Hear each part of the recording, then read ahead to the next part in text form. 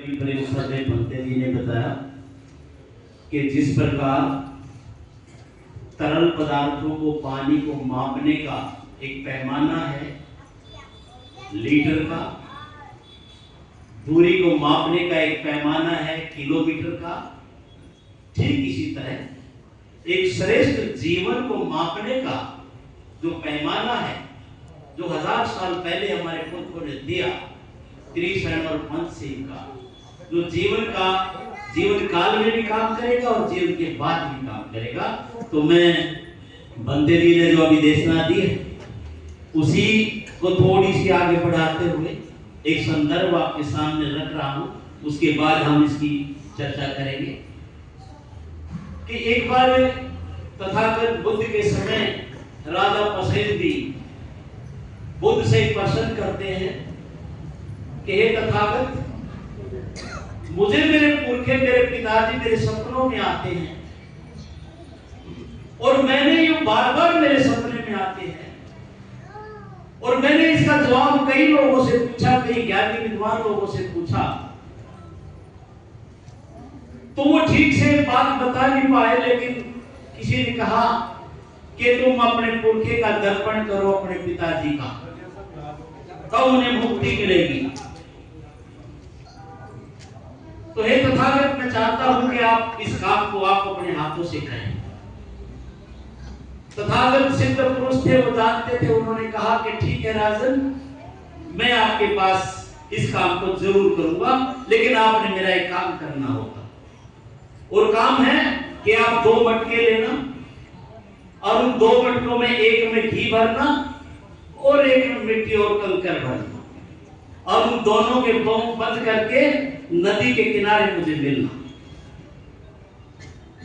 राजा पसेंदी ऐसा ही करते हैं और तथागत बुद्ध वहां पहुंचते हैं। तथागत कहते हैं कि राजन, अब इन दोनों घड़ों को आप पानी के अंदर छोड़ दें। दोनों घड़े पानी के अंदर छोड़ दिए गए और जब पानी के घड़े अंदर छोड़ दिए गए तो तथागत ने कहा कि ये एक डंडा उन्होंने दिया और कहा कि अब इन दोनों घड़ों को फोड़ दो। दोनों घड़े फोड़े गए और जब फोड़े गए तो वो देखते हैं कि जो घी का घड़ा था वो घी पानी के ऊपर तैरता है और जिस घड़े में कंकर पत्थर थे वो जमीन के पीछे बैठे। तब तथागत कहते हैं कि हे राजन, क्या आप इस बात को समझ पाए कि ये घी पानी के ऊपर तैर रहा है और ये कंकर पत्थर जमीन के नीचे चले गए, पानी के नीचे चले गए हैं।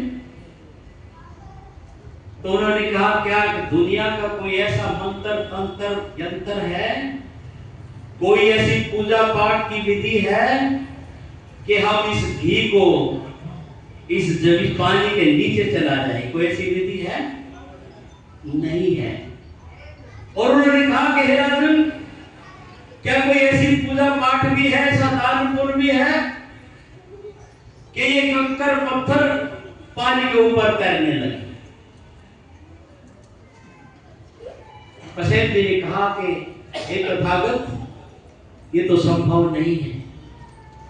तब तथागत कहते हैं कि हे राजन, ये मनुष्य के जीवन के वो कर्म हैं जिसने अच्छे कर्म किए हैं, श्रेष्ठ जीवन जिया है, दूसरों की मानव कल्याण के लिए जिसने काम किया है, उसके कर्म इस घी की तरह मतलब ऊपर तैरते रहेंगे, सदा के लिए तैरते रहेंगे। और जिसके कर्म श्रेष्ठ जीवन के ना होकर के कंकर पत्थरों की तरह भरा पड़ा उनका जीवन, अंधविश्वास पाखंड में भरा पड़ा उनका जीवन, वो कभी भी मतलब ऊपर नहीं तैर सकता। तो उन्होंने कहा कि हे राजन, जो जीवन का सूत्र है, उन्होंने बताया कि अनिच्छा वत्ति संगकारा उपादमय धम्मिनो उपजित्वा निर्जन्ति तेषं मुक्ष्मसुको चक्षु लोके दुख सत्संग लाभो लाभो यशो यशो निंदन प्रशंसा अनिच्छा उनका विपरिणाम धम्मं प्रिय रूपं सात रूपं तन्हा विपुजन्ति एतत् नरुज्जन्ति नरुज्जमाना। कहा हे राजन, ये जो सृष्टि है इसका कोई रचयिता नहीं है, इसका कोई चालक और संचालक भी नहीं है, इसकी कोई रक्षा करने वाला भी नहीं है। ये विकासशील है, इसका परिवर्तन होता है, बढ़ना और बिगड़ना इसकी नियति है, और दुनिया का कोई भी तंत्र मंत्र यंत्र इसे बदल नहीं सकता। इसलिए हे राजन, इस संसार के अंदर अक्षण दर अक्षण इतनी गति से परिवर्तन हो रहा है, हमें उसी को समझना है, जीवन है। अभी हमारे सामने मोमबत्ती लगी है 5, बिल्कुल प्रत्यक्ष है। जब हमने इनको प्रज्वलित किया था अपने प्रियजनों के द्वारा तो ये मोमबत्ती पूरी थी। अभी आप 8 घंटा जब यहाँ बैठे रहेंगे तो धीरे धीरे अभी देखेंगे मोमबत्ती ना रहेगी। ठीक इसी तरह ये संसार, ये जीवन, ये परिवर्तनशील है। इसलिए जिस आदमी को, जिस प्राणी को जीवन मिला है उसे उस श्रेष्ठ जीवन के तहत अपने कृत्य करने चाहिए। तथागत मसीह जी को ये बात समझाते। और आज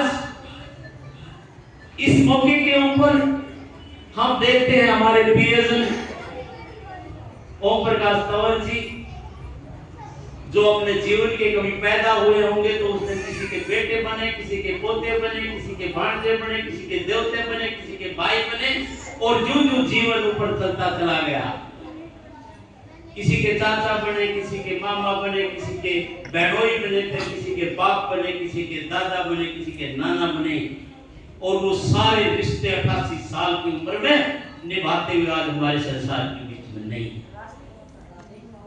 लेकिन आज हम उनकी ये आदरांजलि अर्पित करने के लिए आए हैं। तो आदरांजलि क्या है? मैंने कहा कि उनका जो करते हैं, उनका जो कर्म है जीवन का, वही महत्वपूर्ण है। हम उसी की चर्चा इधर करेंगे। अब हमारे दान से उसका कोई सरोकार नहीं, वो चले गए। ऐसा हमारे दिलों के अंदर जो मिथ्या धारणाएं पैदा की गई हैं, जो हमें अपने पूर्वों से विमुख किया गया है, हमारे अंदर क्या बताया गया? 4 दिनों की प्रीत जगत में 4 दिनों के नाते हैं, और आंखों के पर्दे गिरते ही सब नाते मिट जाते हैं। घर के मालिक के जाते ही घर की शुद्धि कराते हैं और पिंड दान कर अपना भाई का अपना पिंड छुड़ाते हैं। पहले दिन से 13वें दिन तक यहाँ हर एक रस्म निभाते हैं और मरे हुए के लौट आने का जोखिम नहीं उठाते। ये मिथ्या धारणाएं हमारे अंदर पैदा की। इसीलिए इन महापुरुषों ने कहा कि मोह माया के रिश्ते हैं, सब मोह माया के नाते हैं। अरे प्राणी, मोह माया की खातिर क्यों अपने कर्म बिगाड़, क्योंकि कर्म साथ ही जाते हैं। तो तथागत ने जो कहा, जो बताया, और हमारे पुरखे ने जिसको निभाया, हमने उन सबको, इस परिवार को मैं साधुवाद देता हूं कि सब दरकिनार करते अपने महापुरुषों की बात को जो उन्होंने अपनाया, उसे अपने पुरखे को सह सम्मान हजारों साल तक जिंदा रखने का अभियान चलाया। जब सब कुछ परिवर्तनशील है तो हम उन जड़ताओं को क्यों पकड़े हुए हैं? हम उसे बात नहीं करना।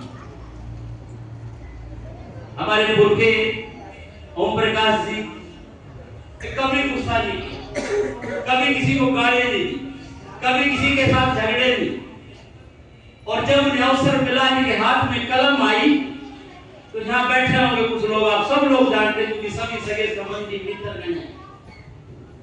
700 से ज्यादा लोगों को रोजगार दिया। जो बच्चे ये था कि भाई ये कहीं कहीं फिट नहीं है, उसको बुला करके कहा कि आओ, आज वो 40-50 हजार रुपए पेंशन लेते हैं।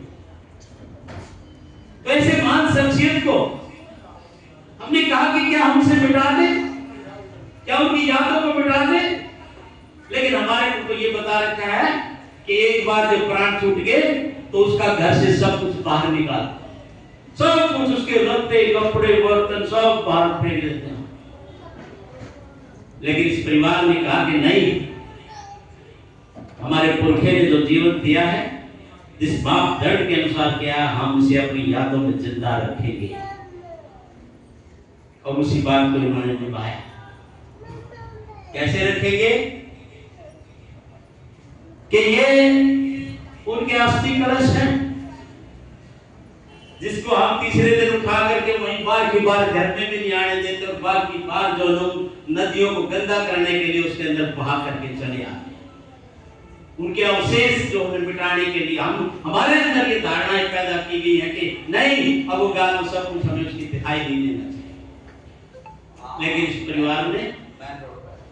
इस परिवार ने कहा कि हम अपने पुरखे को जिंदा रखें। और जिंदा ऐसे नहीं है, ये मेरे पुरखे का आदेश है, मेरे महापुरुषों का आदेश है। हम उसे प्रेरणा लेते हैं, बच्चों ने उनसे प्रेरणा ली अपने इतिहास से कि वो अपने माँ बाप को, अपने पुरखे को अमर कैसे करते हैं।